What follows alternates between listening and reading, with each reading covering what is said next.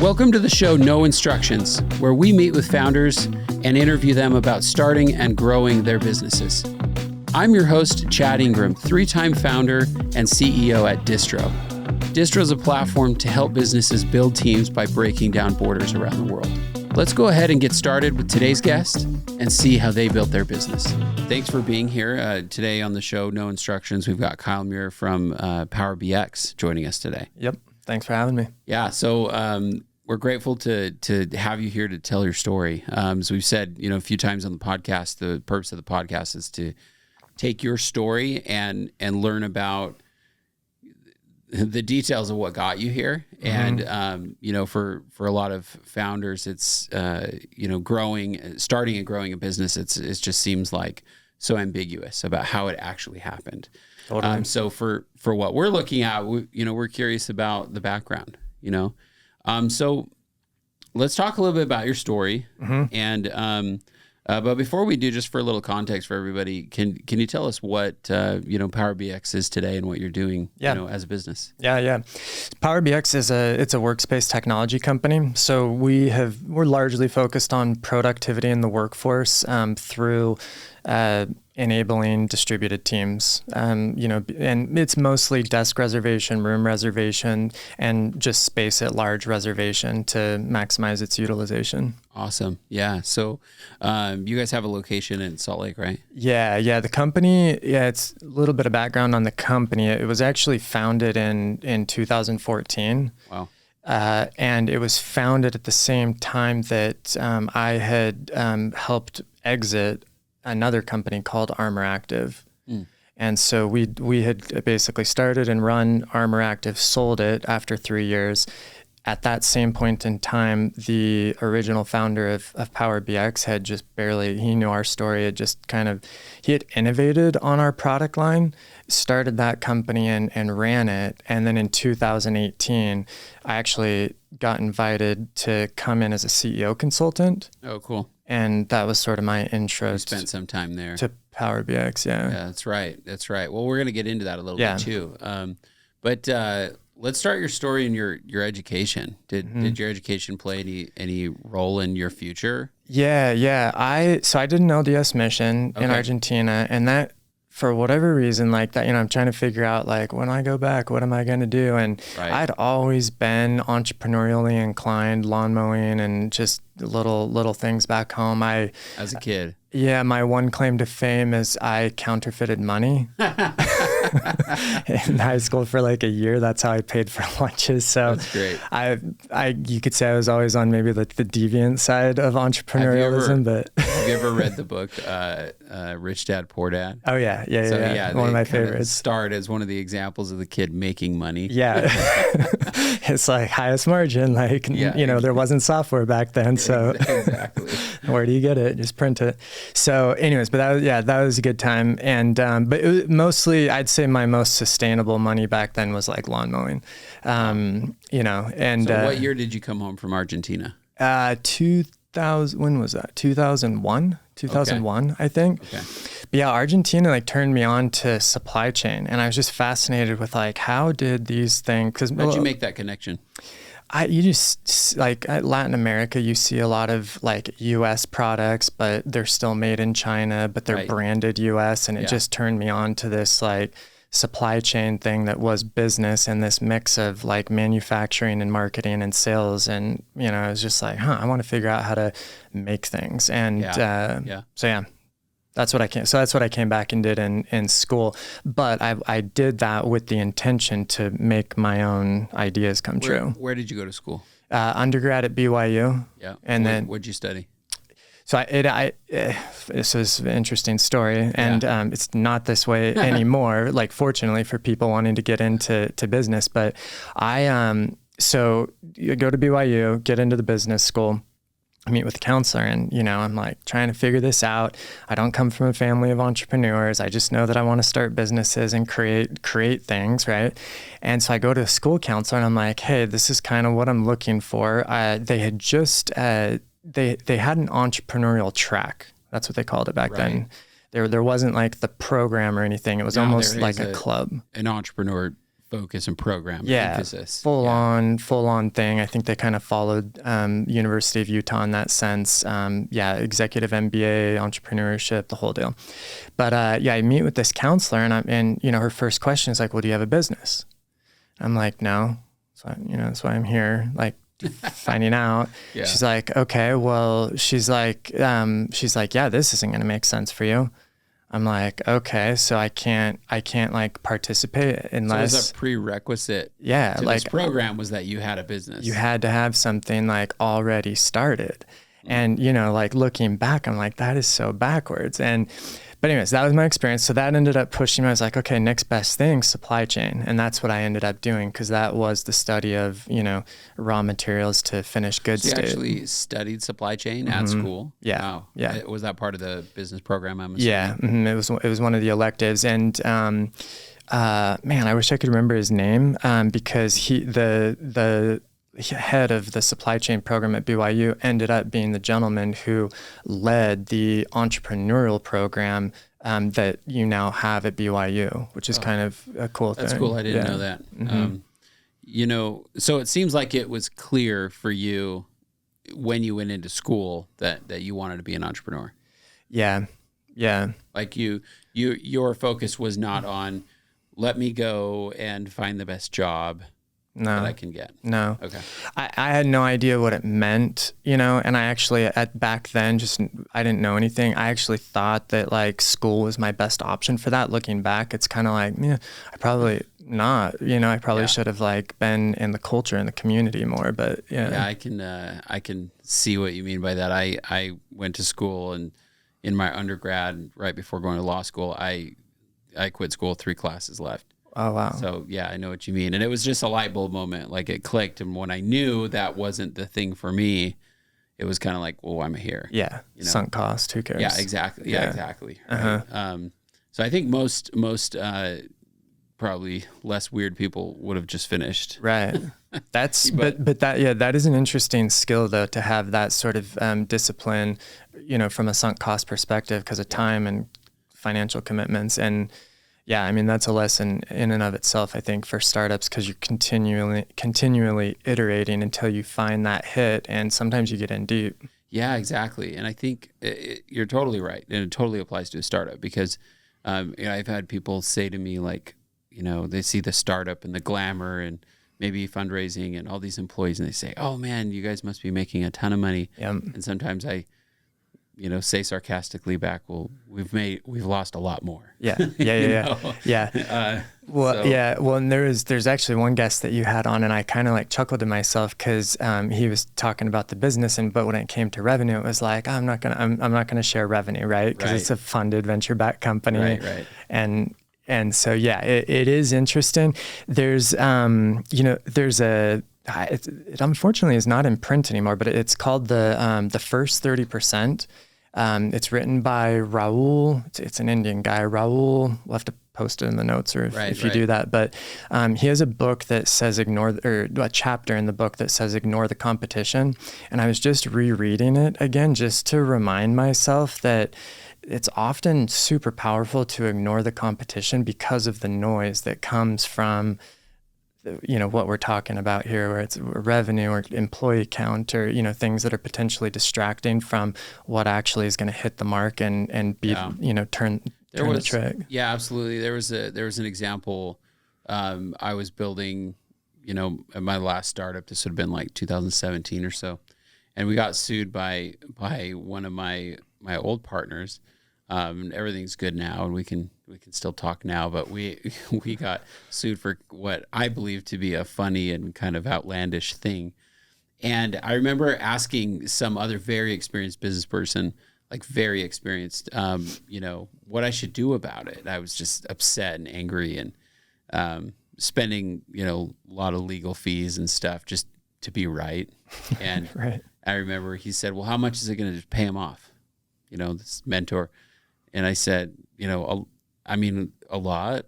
Like it didn't even cue in my brain. And he's like, "Just pay it." And I said, "I don't want to. Like, why? Why would I pay it? That's not right." Yeah. And he's like, "Because you don't have time for this. Yeah. Just go pay it." Yeah. So we did. And it's just kind of an example, right? Like you could follow that down the path until, it either goes in your direction or doesn't. Yeah. And you have to think about that sort of sunk cost. Yeah. Yeah. There's a lot of truth in that. I think there's a lot of truth in that too. And even managerial relationships, especially in a small team, because you want like powerful, this is one thing I'm legitimately experiencing right now, but you want healthy conflict and pushback. And especially myself as a leader, it's probably the one thing that I feel that I'm lacking most is like one-to-one peer feedback at like an executive level. And I try to instill that in my team, but it creates these moments where it's, you can easily kind of get yourself so riled up into this, like, I'm right versus like, where's the most efficient place to settle, Yes, absolutely. Yeah. There's a lot of cool team dynamics there to unpack. Maybe we'll come back to that too later. Because I'm fascinated by like team trust and like leadership teams and how they work together. 'Cause so many don't actually. Totally. But let's go back to it. So you're at school. Okay, you want to go into this program. They tell you no. Yeah. So you end up studying supply chain. And where do you go from there now that you're done with school? I mean, did you end up starting your own business right away, or how did that play out? Tried to. I've actually still have it. I have a filing back when business plans were a thing. I've kept all of them. So I have a filing cabinet and a storage unit that's just like full of business plans and like just I have dental products in there. I have restaurant ideas. Some of them were like full on benchtop, like focus groups. Some of them were just, pen on paper kind of thing. But it was mostly that, just kind of experimenting with. So you had lots of ideas? Yeah. Did you feel like that was to your detriment, or do you feel like it was helpful? To this day, it's a blessing and a curse. Okay, tell me why. Yeah, we got to unpack that. It's a blessing and a curse because like I was on a call today with my executive assistant and I'm like, how are things going? Like, give me some feedback. And it's like, okay, there's a lot, and I just can't help myself but like start one thing and have the vision for like, boom, boom, boom, this is where it needs to go. And if we can do that, we might as well be starting this right here, because if those things can meet at the middle, then we're going to have a bullhead that's powerful. And that's just how I think. Right. And so communicating that to people is a challenge, especially going back to the team dynamic. And I mean, it's probably like my greatest challenge as a leader is communicating my ideas and my vision in a way that's understood, such that an individual can execute on it and participate in, the success of it. Yeah, it's a challenge for sure. Yeah. So many times, like I felt guilty of like seeing something in my brain that's so clear and obvious, and then I communicate it with somebody, and then something else happens, and I'm like, WTF, capital F, right? Like, how did this happen, and where do we go wrong? And the truth is it was my fault. I didn't, like looking back on almost every one of those instances, it's just because I wasn't clear enough. Yeah. So sometimes it's positive though, actually. Like I've had a few times where somebody takes what I say and I'm like, whoa, that's not what I meant, but that's way better. So this filing cabinet of ideas though, do you feel like it was a disadvantage that you had so many ideas, or do you feel like, because there's people I've met for sure in my background that where they get to decision paralysis because they have so many options, and saying no to so many is very difficult. Yeah, I don't know. Like this is probably different for everybody. Yeah. I think for me, it wasn't so much the number of ideas as it was having like a mentor or a friend group or other people who were already entrepreneurial that were kind of like, you should probably like discard that one, or you should discard that one. Because I think anybody, generally speaking, who's entrepreneurial is like visionary and always ideating. And I really think it's like, how are you culturing your mind and training your mind to filter ideas and come to the best, whatever, Yeah, that's an interesting lens to look at it. Because you're saying not just 100 great ideas, you're saying 100 ideas and many are mediocre, and you end up with one great idea. Right? Yeah. Like it might help you to get to something good. Yeah. Or also too, like, you know, most startups, it's not so much the idea, it's the team that's executing the idea. So maybe you have a semi like shitty idea, but you've got like killer team or mentor who's just like, hey, we can flip the switch on that and plug that in. And it's like not the best idea, but like we've got the resources, so let's turn it on. Yeah. And so, you know, I think there's sort of a balance, and maybe whoever's listening, like depending on where the individual's at in their network and their sort of ideas, like sometimes it's not about the best idea. Yeah, sometimes it's about get going. Yeah. So that's interesting. So you selected an idea at some point, right? Yeah. So what was your first business? Ooh, first business? Well, let's ask that carefully. What was your first business after college? After college, the first one that comes, well, okay, yeah, I guess the first one, it was a restaurant concept. Okay. And there was, and it was kind of mixed with real estate. So I was like looking up in Park City. I actually saw backcountry.com come up for sale because I was always perusing the business listings.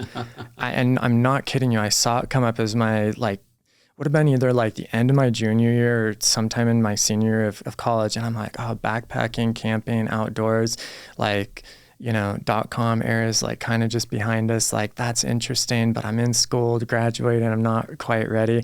So I just kept an eye on it and then it disappeared. Yeah. And then I was like, oh my gosh, like that's crazy.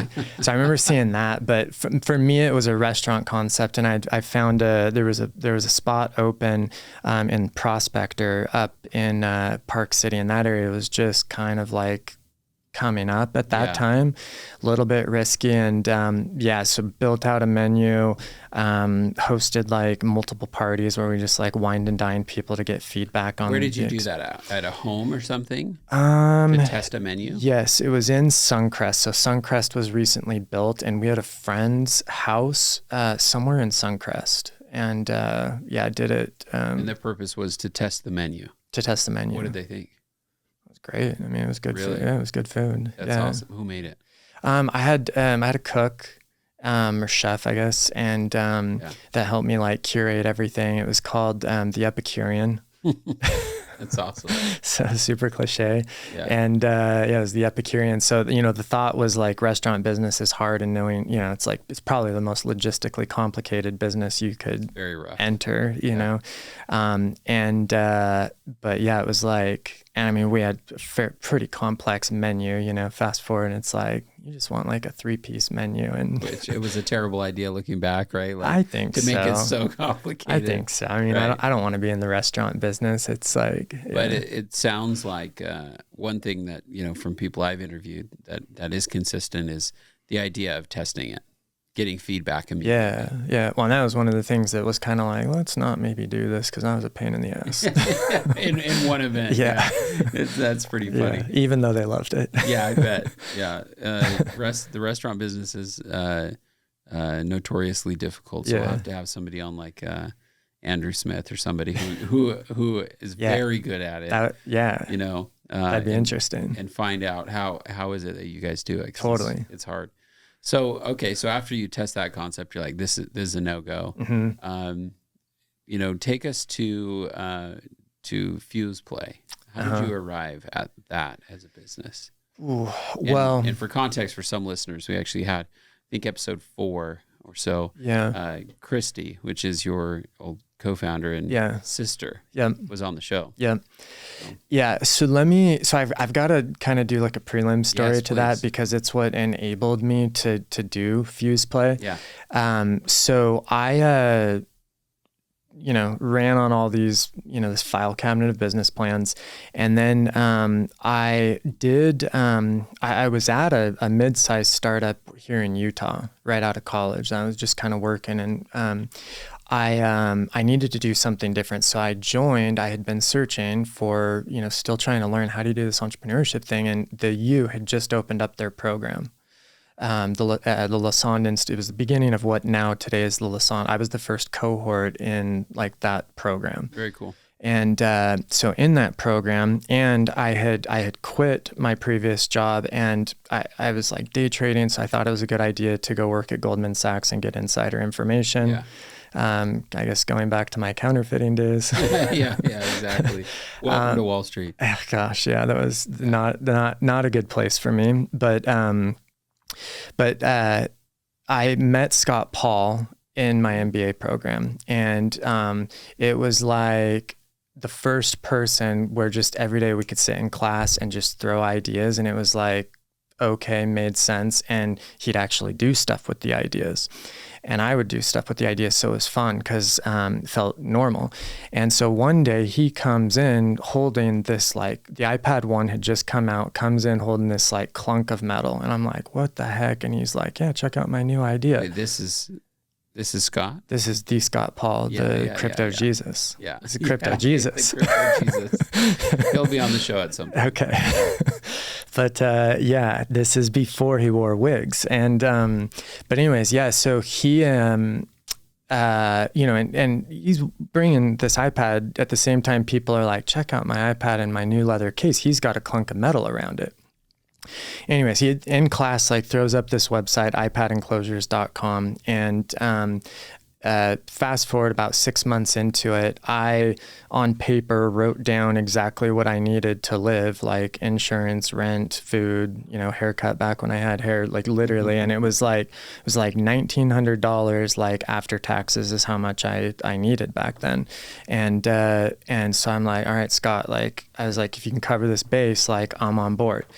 And now looking under the hood, zero inventory, completely out of stock of everything. Like here and there, like maybe a $10,000 month. So it was like there was something there to work with, but then another month it would just be like nothing, and then or no stock to like close, revenue. Right. And so I'm like, all right, like let's go. So I quit Goldman Sachs, take this like pay cut. So I'm just like barely covering my base. Did he approach you, or did you approach him, or? How did that work out? I mean, we've always been friends. So like, and going back and forth on ideas, this is how it happened. Like cause we'd always touch base and we're always like spitballing. That's what it was. Like we just spitball at each other. He still does that. Yeah, 100%. And so we met up cause it'd been like a couple months, and it was at the Jamba Juice off of Sandy and right there off of 13th. Yeah. And and so we're just like chatting, and it just kind of like between ideas, I don't know, it was just like, dude, like I need help, use supply chain, like, right. Like, and I'm like, yeah, and startups, okay, this sounds cool. That's how it happened. Right. So I'm like, okay, if you can cover this nut, and he's like, I don't have anything, I don't have inventory, like I don't. And I'm like, all right, well, like, he was in school at the program as well. Yeah, that's how we met, because we were like we were 2 of 5 people who chose that first entrepreneur track. There's 5 of us. Small team. Super small team. Yeah. And so we got to know each other pretty well. Anyway, so yeah, that happened. And then and he and I hustled that. Like in 3 years, we took it from like doing a hit and miss 10,000 a month to, I think we were doing 350 here and there. We would push 400,000 a month. So about 6 million annually in revenue in 3 years. Wow. And and we tag team it. Like we're a pretty solid tag team. I think it's disappointing that he's in the venture game now. So if he's listening to this, he's a little bit in both. I mean, I don't know. Like he's a VC now in Utah. He was an angel investor. I would love. Scott's been one of my. If I could work side by side next to Scott again, I'd do that in a heartbeat. I'd quit whatever I was doing to work side by side next to Scott again. Yeah, it was awesome pretty guy. epic. It was pretty epic. I'll text him after this meeting. Yeah, it was pretty epic. So anyways, yeah, we did that. And then we got this letter in the mail one day, and we thought it was a joke. Right. Scott comes into my office, closes the door. He's like, Kyle, he's like, look at this. Like, what the heck? And it's this letter from this group in Oregon that's like, hey, we're all professional, like we're interested in acquiring you, and it's like a letter on paper, and we're like, this can't be real. So he calls them, and it's real. And so we ended up getting bought out by a group in Portland called Mobile Technologies Inc. Wow. And so anyways, that was what year? That was 2014. Wow. Yeah. in just a short run. I mean, so you really were, in physical products even early on. Yeah. Mm-hmm. Supply chain. Yeah. So school paid off. Yeah, you could say so from a networking perspective. Yeah, okay. From a networking perspective, for sure. Yeah. I made it work. I think that's what it is. I made it work. Yeah, okay. All right. Let's hear about Fuse Play then. So, and what sort of break do you take? Did you take a break? Oh man, so kind of at the same time I had started I had invented the first sports bra with pockets, and so I was oddly enough doing activewear for women. I did end up selling that, nothing to write home about, but I was kind of doing that. I bought a house, but I was kind of just floating, trying to figure, it's weird when you have an exit, and and I hadn't mastered at all my ego or my identity. And so it was kind of just this is really weird. What do I do now? And it's weird to, I think until you've done it, you're building this brand. Yeah. Your friends, everyone you spend the most time with, you're working with, right? Yep. And then kind of overnight it's done. Exactly. And it's weird because when the business sells, you kind of feel like you did. Yep. Does that make sense? 100%. It's well, if I'm not the whatever of this company or the CEO of this company, what am I? Yeah. Which is kind of sick and twisted in its own way. Yep, it is. And you kind of feel anchored even to those ideas, right? Even though it was how you got there might have been just as random. So, but anyways, so I was kind of dealing with that. And fast forward to Fuse Play, Christy and I are chatting, and she had, I can't not remember the ages of her girls. I think, she has 3 girls. I think Goldie was just a baby. Kenzie, I want to say, was 9, which is her oldest. Josie would have been 6 or something. So she's got these 3 little girls, and we just started talking ideas, and STEM education had barely come onto the scene. It was just people didn't know what STEM meant unless you said it's science, technology, engineering, math, right? And so it was still very new that way. And we just kind of in a room huddling, talking about, education's been very important for both of us from the beginning. It's very important to our parents. I think it's from that. She had 3 little girls. I think we both recognize the value of, I don't like using the word privilege, but call it heritage. Sure. I think heritage is a real good word. There's an advantage. Yeah. And so, and that usually ties back to education. So we ended up, we deep dove doing research on, we were looking at, originally it was going to be a product for early childhood development, 0 to 6 months. And we were talking with people up at the U, looking at studies, and we eventually landed on basically a K through 6 product. What did that, as we get into the product, but tracking back just a little bit, what was that conversation like? If I remember right, she had been thinking about this for a while, right? And then it sounds like, you're kind of floating around in your life. Started flying airplanes at some point, right? That was kind of at the end of Fuse Play. Oh, okay, so that came later. Okay. Yeah. But, you're kind of doing your own thing. How did that conversation go? Was it an obvious yes, or was it, hey, let me think about it, sister? I think, so one of the valuable lessons I learned with Scott Paul is I operate best. There are certain individuals I know I operate very well with. And my sister fits those character traits. So I kind of already knew that.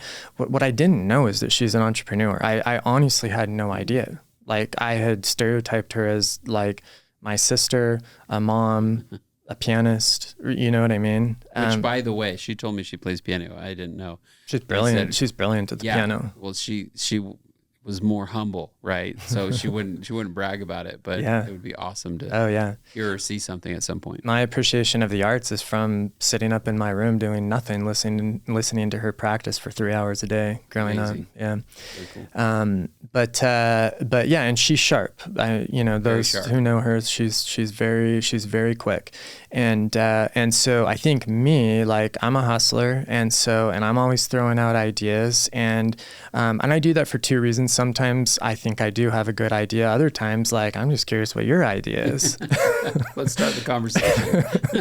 Yeah, I'm an instigator, and so and Christy's strong-willed, so she's not afraid to bite back, and so I think just through kind of like throwing spit at the wall, like she threw out, and then I just started throwing out things where it's like, oh, that's kind of interesting, and I started to peek on, into what she was doing with her kids, and then started looking at the research, and I'm like, okay, this looks good. This looks compelling. Yeah. So she did tell us a little bit about the story. So, for some listeners, maybe we won't go through the whole thing, but it's a really cool story. You guys raised a little bit of money, bootstrapped for a long time, right?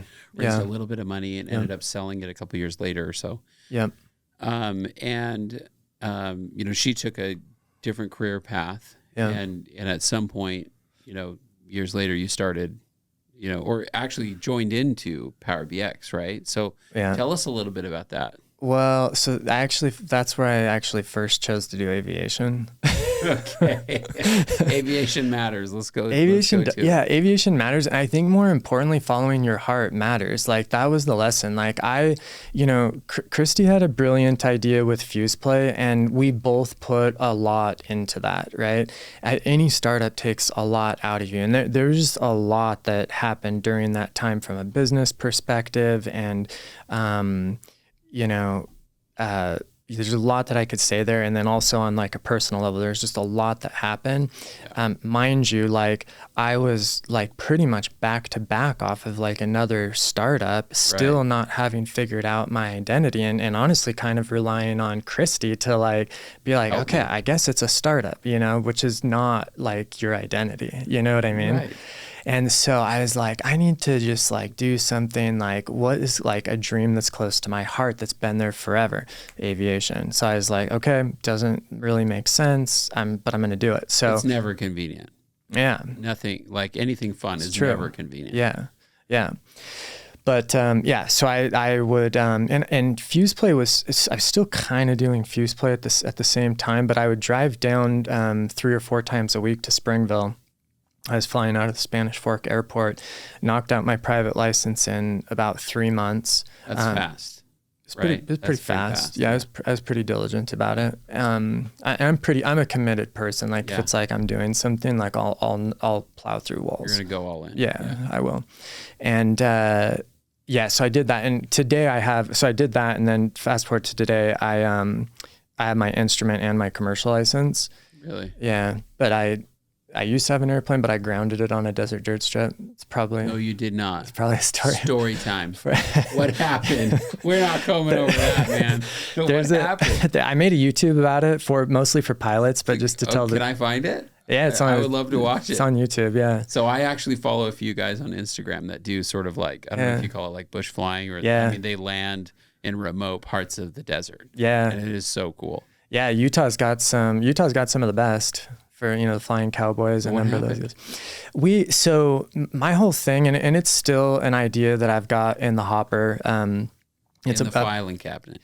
Yeah, this one's actually alive. I just haven't launched it. We've got a beta worked up, but it's a platform for connecting general and charter aviators to local adventure. Local guides, if you will. And so my plan with aviation, or just my lifestyle, is always to kind of monetize it, especially if it's fun. Yeah. So I'd just gotten my commercial license. I was already flying adventures, and I had a 210. I had a Cessna 210. Perfect plane to, 4 people, 4 grown men. Is that a top wing? It's a high wing. Yeah, high wing. Yeah.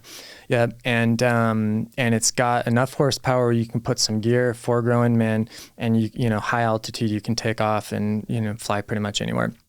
So I met up with a good friend of mine, Adam Malberg, who's probably totally worth having on here. He and Chase Murdoch run Dakota Fund. Okay.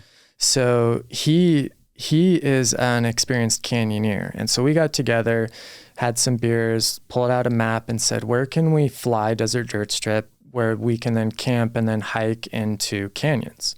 So we found a desert dirt strip and I'd landed desert dirt strip. That wasn't new. I'm not like super, it's not like I do it every day, like the Flying Cowboys. Yeah. But you know, it wasn't. Was it an actual strip or just a dirt landable area? It was Angel's Point for those who fly. Yeah, Angel's Point. And it's notorious because it's got, on the main strip, right in the middle of the strip, it's got this massive camelback. Wow. You can see it from the sky. It's massive camelback. It's kind of where the runway arch is. This one's a full on, like you have to land either before it or you have to take off down it because it'd kick you. It would disrupt it. It would disrupt it heavy. Yeah. So, anyway, so we picked that spot. It's like 3 hours dirt roads outside of Hanksville. And we fly in, we land, had the canyon all picked out. We did 2 days of heavy canyoneering, camped under the wing. It was epic. I'd done all the calculations, had everything measured on Google Maps and like weight and balance, like, low fuel in the tanks, all of it. We'd passed off all of our cold weather gear.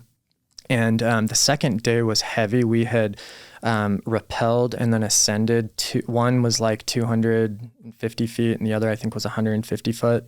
Wow. So it was like just a heavy day. And so I'm racing back to the plane and it's dark and it's dusk and I'm rushed. That was my first basic Pilot 101 mistake. I was rushed.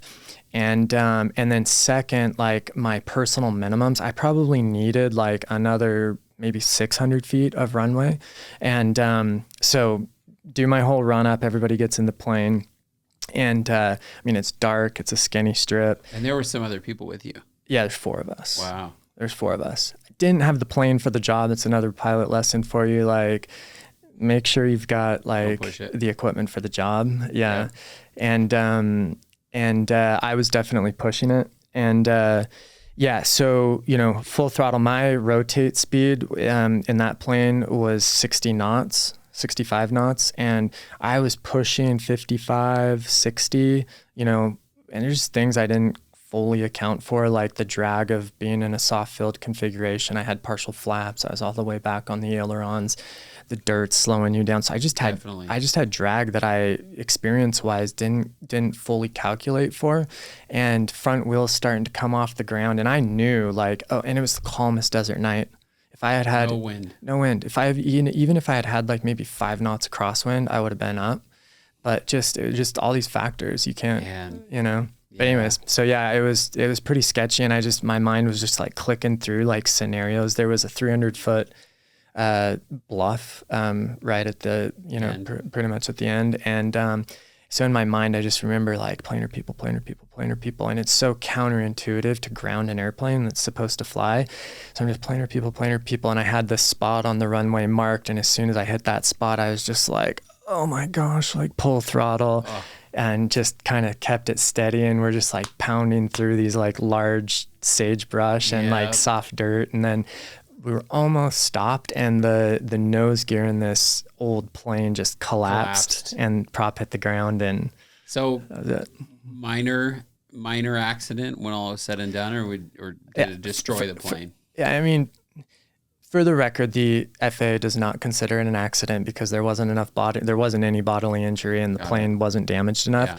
But the plane was damaged enough such that because of an engine rebuild, which is required when the prop hits the ground, and then the gear rebuild, insurance is just like, this is a loss. So technically I made money on the plane. That's great.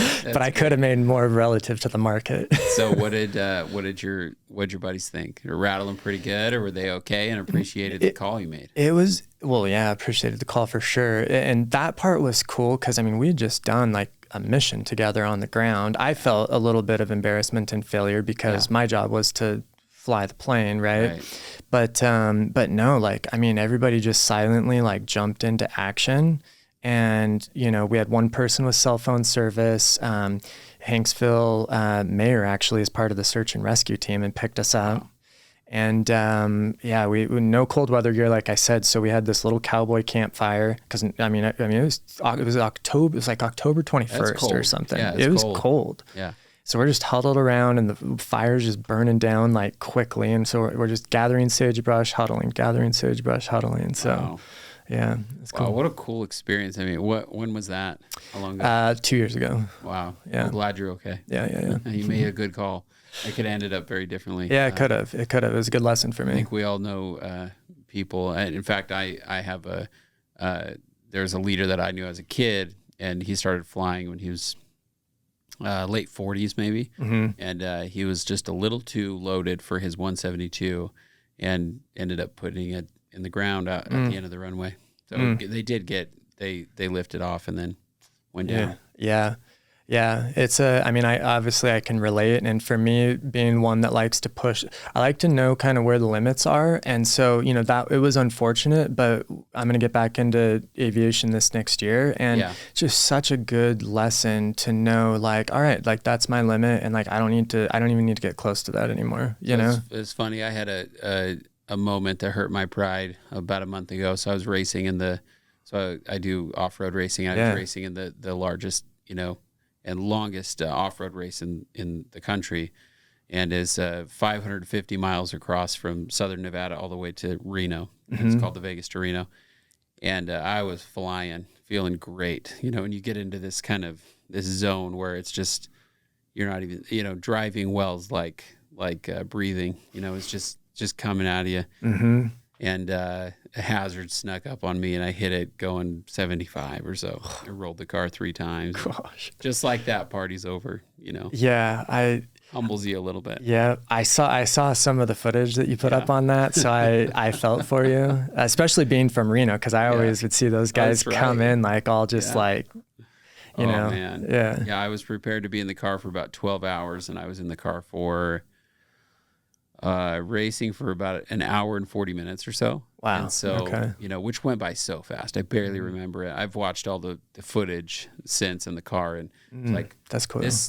That lasted a lot longer than I remember, you know? Like the rolls. Well, all of it. Okay. Yeah, the rolling too. Yeah. But luckily all the safety equipment did exactly what it was supposed to. But yeah, we'd passed 8 other drivers in the meantime, and dang, you know, we were doing great. You're cruising. We were cruising. Yeah.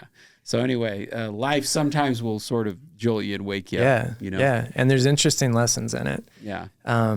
But yeah, circling. I mean, aviation. Like, I love talking about it, and kind of going back to following your heart and to POWERBX. Yeah. As soon as I finished my private pilot's license, I'd kind of like disconnected or disengaged from the traditional like startup community, just to kind of like pull back and like, you know, rediscover myself. And so Scott Paul was actually one of the first people that I reconnected with. And he had recently purchased a property up in Strawberry Reservoir that has a little dirt strip on it. And so, yeah, actually, I didn't even make this connection, but yeah, so my first like solo flight as like a private pilot holder with a passenger that I was legally able to fly, I landed on his dirt strip. So the first real time, what ended up challenging you the most later, a dirt strip. Yeah, exactly. That's so funny. I didn't put that together, but yeah, so we did that flight, landed on that, and then he's like, dude, I don't know why I didn't think about this, but he's like, I just helped bring this company over from California, and he's like, we need some help like managing it. And that was POWERBX. Wow. Yeah. I didn't know that Scott had some affiliation with POWERBX. Yeah. So James, the original founder, had, he knew the Armor Active story. So he had gotten in touch with Scott to try to sell the company. And James is a brilliant individual, very much the embodiment of a sole proprietor and a very efficient one.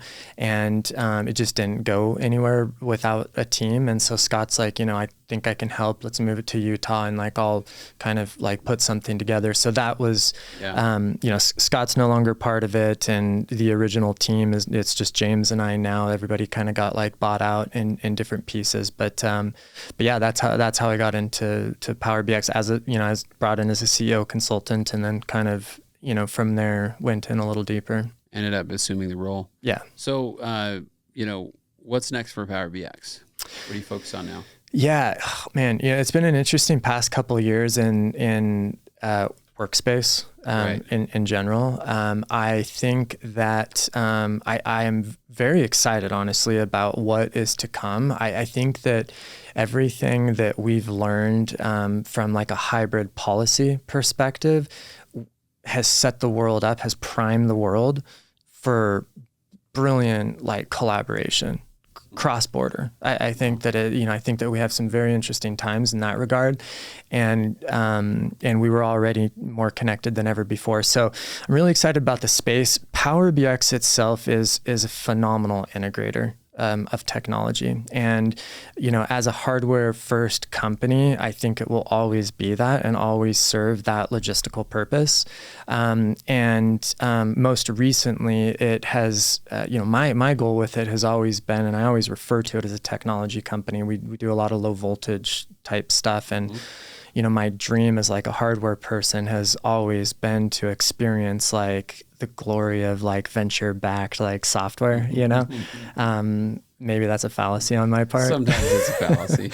Okay, that's fair. It's funny. I think every entrepreneur looks at another business and says, regardless of the experience, and says, that might be nice to try that. Yeah. And then that same person says, I'd like to try something else too. Yeah. That's cool. We'll see. Regardless how that plays out, POWERBX has served to be the launch pad of a software company that's Space Agent, that we're just barely launched this week. We're onboarding our first 5 beta clients. Your platform. Yeah.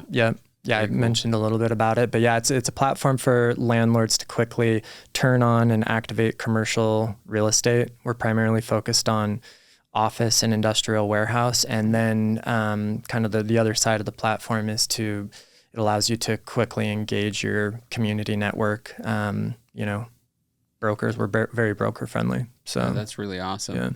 Well, thanks for coming on the show today. Totally. It was super cool to hear your story. I'm glad we also got a aviation story out of you as well. That's really cool. Definitely. All right. Thanks for having me. See ya. Thank you for listening to today's episode of No Instructions. Feel free to leave us a rating or review wherever you listen to podcasts, and subscribe so we can continue producing these podcasts. Today's episode was brought to you by Distro. Distro is a platform to help startups find, hire, and pay employees in over 200 countries. It's free to use. Go to distro.io to set up your free account today.